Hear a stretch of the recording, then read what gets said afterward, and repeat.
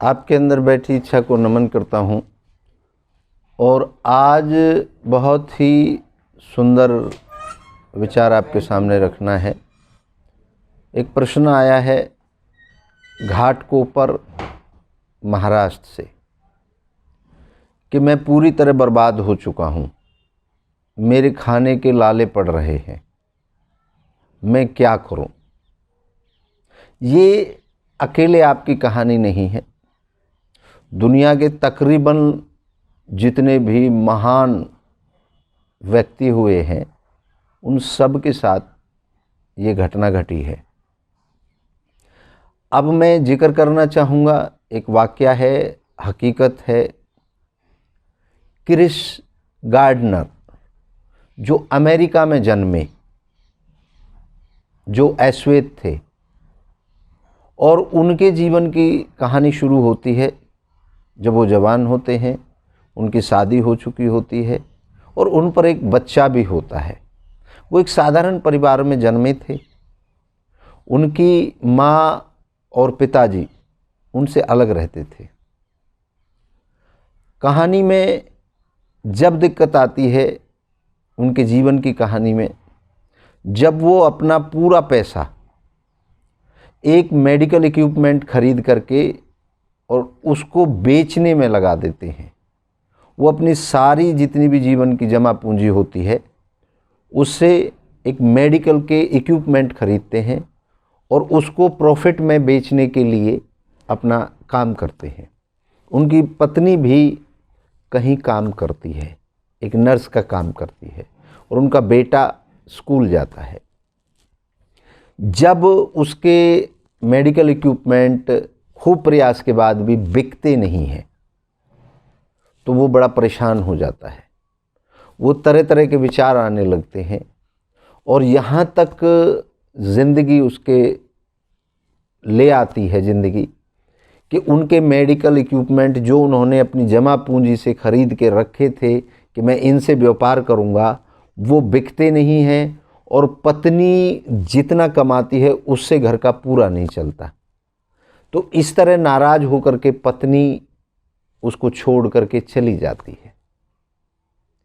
क्योंकि Chris gardener कुछ अच्छा करना चाहता था, लेकिन अच्छे के चक्कर में सब कुछ खराब हो गया और जो बच्चा था उसकी पत्नी ने उसको दे दिया उसकी जिम्मेवारी, और ख़ुद अमेरिका को छोड़ के जहाँ भी वो रहते थे दूसरे शहर में चली जाती है अपनी दूसरी ज़िंदगी शुरू करने के लिए कि इस आदमी के साथ अगर मैं रहूँगी तो ये तो जीवन में मुझे कभी सुख नहीं दे पाएगा, ना पैसे का ना दूसरे सुख, तो इसलिए मैं अपना दूसरे व्यक्ति के साथ अपना जीवन शुरू करूँगी। क्रिस गार्डनर एक दिन अपने बच्चे को लेकर के सड़कों पर जा रहा था अपने मेडिकल इक्विपमेंट को जगह जगह अस्पतालों में डॉक्टरों के पास बेचने के लिए।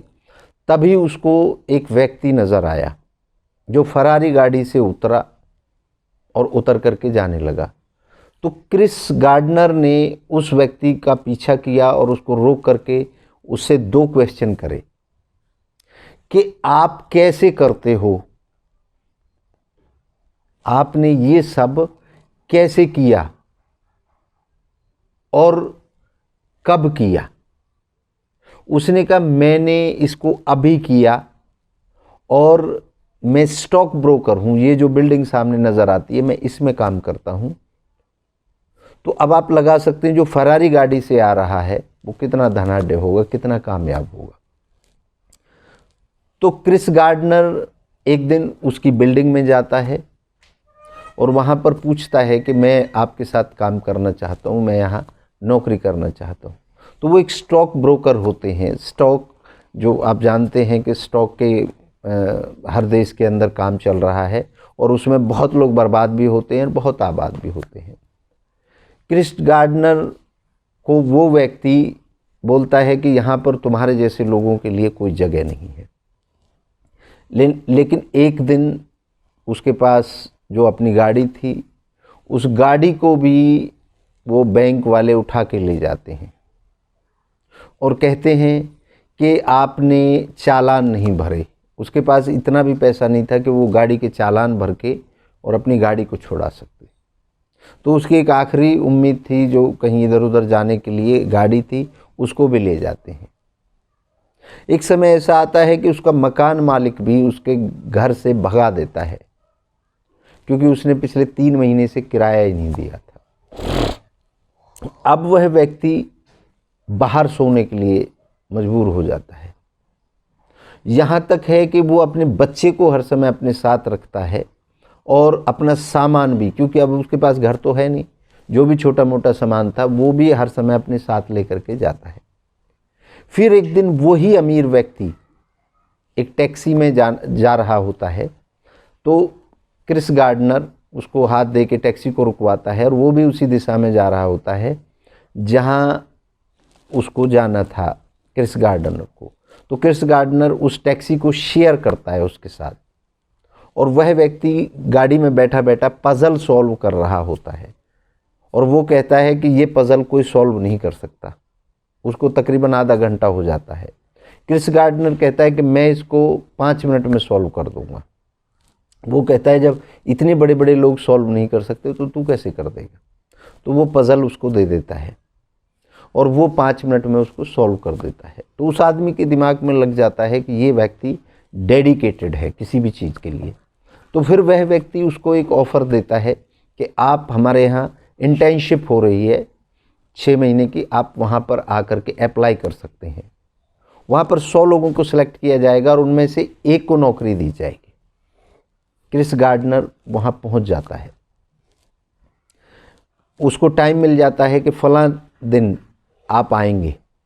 लेकिन जब बुरा वक्त आता है तो इस तरीके से आता है कि शाम को पुलिस उसको पकड़ के ले जाती है और पुलिस कहती है कि तुम्हें 1 रात की सज़ा हुई है, क्योंकि तुमने पार्किंग की फ़ीस नहीं भरी। कभी गाड़ी खड़ी करी होगी कहीं, वहाँ पार्किंग नहीं दी होगी, क्योंकि अमेरिका के तो रूल बड़े अलग होते हैं हमारे यहाँ से। तो उसको पुलिस पकड़ के ले जाती है। वो बहुत गिड़गिड़ाता है, बहुत कहता है कि कल सुबह मेरा इंटरव्यू है, मुझे उसकी भी तैयारी करनी है, लेकिन पुलिस नहीं मानती है। तो सुबह जब उसको छोड़ा जाता है तो थोड़ा सा वक्त रह जाता है उसके इंटरव्यू के लिए। तो वो वहाँ से पैदल भागता है और जा कर के अपना इंटरव्यू देता है।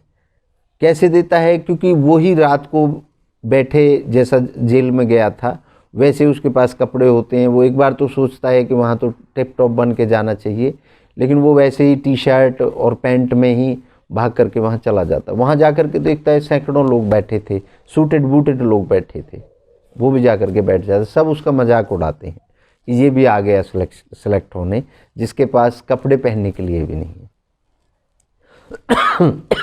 लेकिन वहाँ पर क्या होता है, 4 आदमी इंटरव्यू ले रहे होते हैं। जब वो उससे पूछते हैं कि तुम किस हालत में यहाँ पर आए हो, तो वो हकीकत बता देता है कि मैं जेल से आ रहा हूँ, मेरे को ये इस बारे में 1 दिन की जेल हुई थी। वो आदमी उसकी स्टोरी से बड़े खुश होते हैं। वो कहते हैं, लास्ट में वो एक क्वेश्चन करते हैं कि हम मान लो आप जैसे व्यक्ति को क्यों सिलेक्ट करें, क्या अच्छा लगे उनको आपके स्ट्रक्चर में। वो बोला शर्ट तो मेरे पास है नहीं, आप मेरी पैंट को देख के मुझे सिलेक्ट कर रहे हैं। तो वो उसको कॉन्ग्रेचुलेशन कहते हैं और उसके अंदर देखते हैं कि इस बंदे के अंदर एक आग है कुछ कर गुजरने की। उसका बेटा भी है और उसको पता चलता है जब उसका सिलेक्शन हो जाता है, 100 लोगों में सिलेक्ट होता है, उसको पता चलता है कि यहाँ पर 6 महीने तक आपको 1 भी रुपया नहीं मिलेगा। उसके बावजूद भी वो डिसाइड करता है कि मैं यहाँ काम करूँगा, मैं ये इंटर्नशिप लूँगा। इंटर्नशिप वो करना शुरू कर देता है, लेकिन उसके पास ना तो खाने के पैसे हैं और ना ही ठहरने के। तो वो रात को अपने बेटे के साथ, यहाँ तक भी लिखा है उसकी बायोग्राफी में कि वो टॉयलेट में भी सोता है, वो रेल के अंदर भी सोता है, और कभी कभी जब वो टाइम पर पहुंच जाता है तो वहाँ पर शेल्टर हाउस होता है, वहाँ पर भी सोता है।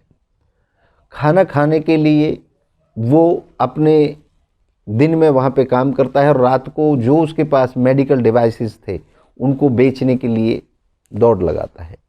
वहाँ पर 100 कॉल लोगों को करनी पड़ती थी ट्रेनिंग के अंदर, वो 200 कॉल करता है और लास्ट में जब रिजल्ट आता है तो वो जीत जाता है, वो विनर हो जाता है, उसको नौकरी पर रख लिया जाता है। 100 लोगों में से वो फर्स्ट आता है, नंबर 1 आता है। इतना संघर्ष करने के बाद वो नंबर 1 आ जाता है और उसके बाद उसके दिन बदल जाते हैं। और आज आप अगर उसको सर्च करके देखें क्रिस को, तो आप देखेंगे कि वो आज दुनिया का बहुत बड़ा मोटिवेटर है, दुनिया का बहुत बड़ा अरबपति है और वो स्टॉक मार्केट के मोटिवेशन देता है लोगों को, लोग उससे क्लासेस लेते हैं। तो देखेंगे आप जीवन के अंदर बिल्कुल आदमी जब टॉयलेट में भी सोया, ट्रेन में भी सोया, सड़क पर फुटपाथ पर भी सोया और वहाँ से फिर से उसकी ज़िंदगी शुरू होती है। हम लोग कई बार ये समझते हैं कि हमारे पास तो बड़ी जिम्मेवारियां हैं, घर का खर्चा चलाना है, बच्चों का खर्चा चलाना है। तो आप क्रिस से भी ये चीज़ें सीख सकते हैं, उसकी ज़िंदगी से भी ये चीज़ें सीख सकते हैं। तो हिम्मत कभी मत हारिए, आप इतिहास लिखेंगे, ये मैं आपको गारंटी देता हूँ, अगर आप अपने ऊपर भरोसा करते हैं। किसी पे भरोसा मत करिए, क्यों? एक कोई भी दूसरा व्यक्ति आपका भरोसा तोड़ देगा, लेकिन अपने पे जब भरोसा रखेंगे तो आपका अपना कॉन्फिडेंस कभी आपका भरोसा नहीं तोड़ता। और आप फिर से, क्योंकि आप हजारों अगर कामयाब लोगों की हिस्ट्री देखें, चाहे हमारे देश के अंदर ही रिलायंस की शुरुआत करने वाले धीरू भाई अंबानी की भी अगर कहानी देखें, बिल गेट्स की कहानी देखें, जितने भी बड़े बड़े व्यक्ति इस दुनिया में हुए हैं, और मैंने आपको डी फॉलर की कहानी सुनाई थी, उसके बारे में भी अगर देखें तो कोई भी कामयाबी इतनी आसान नहीं होती, ज़िंदगी चलाना इतना आसान नहीं है। और स्वामी विवेकानंद जी ने तो यहाँ तक कहा था कि जिस दिन आपकी ज़िंदगी में चुनौती नहीं आए उस दिन आपने कुछ नया नहीं सीख सकते। तो चुनौतियाँ आना स्वाभाविक है। अगर आप कुछ करना चाहते हैं, आगे बढ़ना चाहते हैं, तो चुनौतियों का मुकाबला आपको करना पड़ेगा। अगर आप दुनिया को कुछ देना चाहते हैं तो चुनौतियों को आपने झेलना पड़ेगा। चुनौतियों से आप सीखते हैं। चुनौतियां आपका मनोबल डाउन नहीं करती। मनोबल कौन डाउन करता है? बाहरी लोग। अगर आप किसी से सलाह लेने चले जाओ तो वो अपने परसेप्शन के हिसाब से आपको सलाह देगा, नहीं ये नहीं हो सकता, ऐसा नहीं हो सकता, ऐसा किसी ने किया ही नहीं आज तक। ऐसा ही है, जो आज तक नहीं हुआ वही आप कर सकते हैं। जो आज तक कर दिया कि दूसरे आदमी ने, वो तो रिकॉर्ड उसके नाम हो गया। जो अभी तक किसी ने नहीं किया वो आप कर सकते हैं। तो मैं तो आपको यही कहना चाहूँगा कि आप बर्बाद नहीं हैं, आप आबाद होने की तरफ एक संकेत है। उस संकेत को आप पहचानो और आप इतिहास लिख दो। उठो, जागो और तब तक मत रुको जब तक आपकी इच्छा पूरी ना हो जाए। मेरा यही मंत्र आप याद रखो, जागो, उठो और तब तक मत रुको जब तक आपकी इच्छा पूरी ना हो जाए। क्योंकि कोई भी परमात्मा, कोई भी भगवान, कोई भी शक्ति, कोई भी चमत्कार आपका लक्ष्य पूरा नहीं करेगा। केवल आप ही हैं जो अपना लक्ष्य, अपनी इच्छा पूरी कर सकते हैं। तो अभी के लिए इतना ही। और मुझे ऐसा लगता है कि इस क्रिस की कहानी से, क्रिस के जीवन की शैली से आप समझ पाएंगे कि आप कुछ भी कर सकते हैं, इतिहास लिख सकते हैं और प्रकृति आपको देने के लिए बनी है, ना कि आपसे लेने के लिए। आप सभी की इच्छाओं को एक बार पुनः नमन करता हूँ और आप सबकी जय हो, जय हो। अगर आप इच्छा पूर्ति समाधान आश्रम से जुड़ना चाहते हैं इच्छा पूर्ति समाधान आश्रम पर आप अपनी इच्छाओं के पूर्ण करने के तरीके जानना चाहते हैं तो आप हमें संपर्क कर सकते हैं। यूट्यूब पर इच्छा पूर्ति समाधान आश्रम, इंस्टाग्राम पर इच्छा पूर्ति समाधान आश्रम, ट्विटर पर इच्छा पूर्ति समाधान आश्रम और जितने भी सोशल नेटवर्क हैं वहाँ पर आप हमें फॉलो कर सकते हैं। हमारी नई नई जो खोज हैं, नए जो तरीके हैं, उनको आप सीख सकते हैं वहाँ से। तो मैं आपको यही बताना चाहूँगा, हमारा फ़ोन नंबर है, हमारा व्हाट्सएप नंबर है 7428602621। आप हमें यहाँ पर फॉलो कर सकते हैं। आपकी हर इच्छा का स्वागत है, हर इच्छा को नमन है और हर इच्छा को पूर्ण करने के तरीके आपको, आसान तरीके आपको बताए जाएंगे। जय हो।